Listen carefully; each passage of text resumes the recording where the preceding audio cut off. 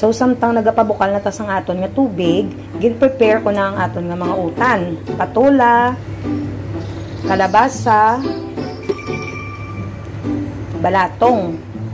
Tapos, butangan ko sa sang mais. Ang mais, ginkumos ko na naglang kumus-kumus. Gusto ba lang magwang niya, dugang, adong kariw lang. Paminsaron na nga biglang kumus mo ang bakbak sang chismosa. Yan, amo na para namit ang sabaw, manamis tamis. Tapos, ang pinangkong dahon sang kamuti tops. Wala ta subak ng iban, kung kaya mo lang nyo namit mo na sa Japong kalungkag. So, samtang bukal na akig ng tubig ko. Samtang bukal-bukal na siya. Ilunod na lang ato ng mga cheese sa Bombay.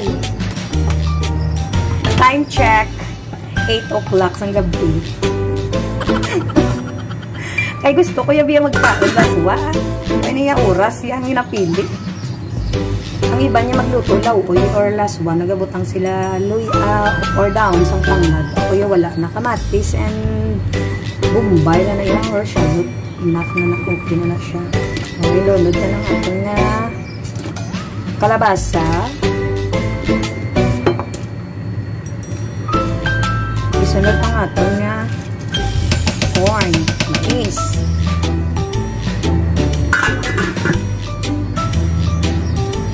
Okay.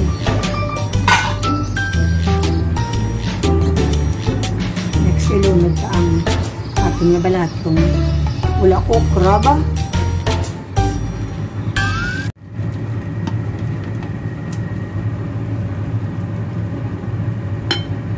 Takloban ta mga 1 minute.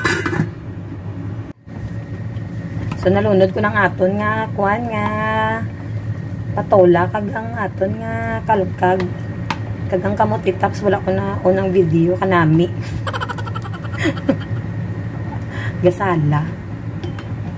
So syempre para may sabor, batangan taman asin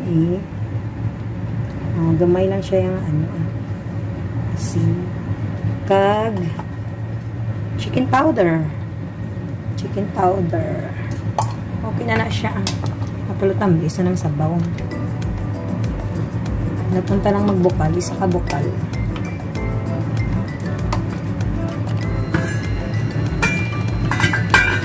Okay na isa. Pwede na ni kaunon. Kagwapa-gwapa. Sang akong laswa nga may kalkag. Wow.